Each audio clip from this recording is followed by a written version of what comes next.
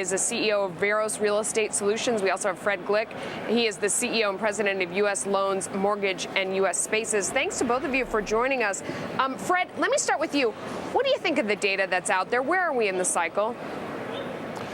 Well, I think we're at the flat line, and we're going to be here for a while. The idea is that there are some micro markets, certain areas that people want to live in, have jobs in, want to be at, and there's certain places that are just awful. There's all the foreclosures that will still be coming. And until the jobs all balance out and the fact that people are okay with renting, we're not going to see any massive recovery anytime soon. Darius, you know, when you look at the data, it really seems like it's seesawing. Is it getting better or worse out there? The data actually is getting better. We are seeing some gradual improvement, but as Fred mentioned, you got to look at the local areas. So you have areas mostly in the middle of the country that did not experience huge run-up like you saw in the coastal areas. You look at areas like Bismarck, where unemployment is very low and housing supply is low as well, and they're doing quite well.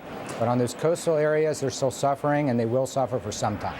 Fred, you are a licensed mortgage broker. I heard from another guest today who said that it is still impossible to get financed out there. Are the banks lending? Is it harder or easier than it was 6 months ago? Well, let me put it this way. It's not the banks. It's the fact that Fannie, Freddie, FHA, and VA have rules.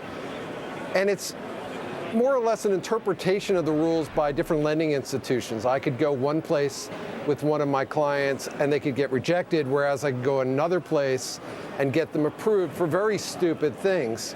But of course, as we all know, the pendulum has swung from if you can breathe, you get in, to okay, we're going to investigate everything you've ever done for the last 75 years, and you better be right-handed on Thursday, or we're not going to give you the loan. Yeah. But good people, good amount down, you can still get in. I've still been doing 95% loans for people with great credit scores, where property's appraised. We have the appraisal problems. We have the fact that things are more expensive right now in terms of the cost of the consumer, when in fact everything was supposed to be less. Darius, you made a list of the 5 best and worst markets for real estate right now. Give me your best. Best right now are areas in that middle. So Bismarck is doing very well. Wichita Falls, Texas is doing very well. Surprisingly, areas like Honolulu, Anchorage, Alaska, they're all doing very well. And again, the theme in all of those top markets are the same. Unemployment, if you look at the average of the top 5 best performing markets on a go-forward basis, the average unemployment rate is around 6%, significantly below the national average of 9.2. On the flip side, you look at the worst performing markets, and unemployment is almost double that, around 12%, significantly higher than the national average. So you think the main driver on this list that we're looking at right now, where you have Reno as the worst, Boise as the second, Portland, Oregon, Orlando, and Las Vegas, I look at a place like Las Vegas, it's about employment, it's not about how much the run-up was in these places in the first place? Well, the run-up certainly sets a larger fall, if you will. So there's a longer way to fall. But the 2 key drivers are unemployment and housing supply. And the housing supply feeds into what you're referring to in terms of that run-up. Yeah. So there were huge run-ups in those areas. We have an overstock of housing that we have to work through. And then there's the other issue that people are talking quite a bit, and that's the shadow inventory, these excess foreclosures that are still waiting in the wings to hit the market. Fred, one of the other big drivers out there are mortgage rates, because if we see a big pop in rates, you know, as a result of everything that is going on with the debt ceiling, obviously that makes homes less affordable, or maybe it makes people jump into the market because they think interest rates are on their way up. I better get in now before I can't, you know, get a good mortgage any longer with, you know, that isn't 7% or something. Where do you think mortgage rates are headed? Nowhere. Really? I think we're flatlined on mortgage rates. Absolutely.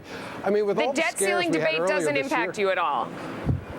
It's the flavor of the week. They'll solve it somehow. I have no inside information, but it'll get done. I'm not really worried about that. The target in Washington is to get the debt down. And that was everybody's fear earlier this year, that, oh my God, we're going to have this enormous amount of debt and we have to put out all this paper and rates are going to go up. Well, It seems to me they're solving that problem. That problem's over. What's going to drive mortgage rates up is demand, where we have to raise interest rates to slow an economy down. And I don't think there's anybody watching your station right now who says in the next year that we're going to have to do that. It'd be insane. Okay, guys, we're going to leave it there. Thanks for your insight. Great. Thanks, Melissa. Thanks for having me. About 20 minutes to go here. The Dow starting to move a little bit lower like it did yesterday at this time. Down 76 points right now. And the NASDAQ holding on to a fractional gain here. Pipeline profits. Up next, the CEO of Biogen tells us which drugs currently being developed will help fuel the company's earnings growth. And Amazon tops today's after the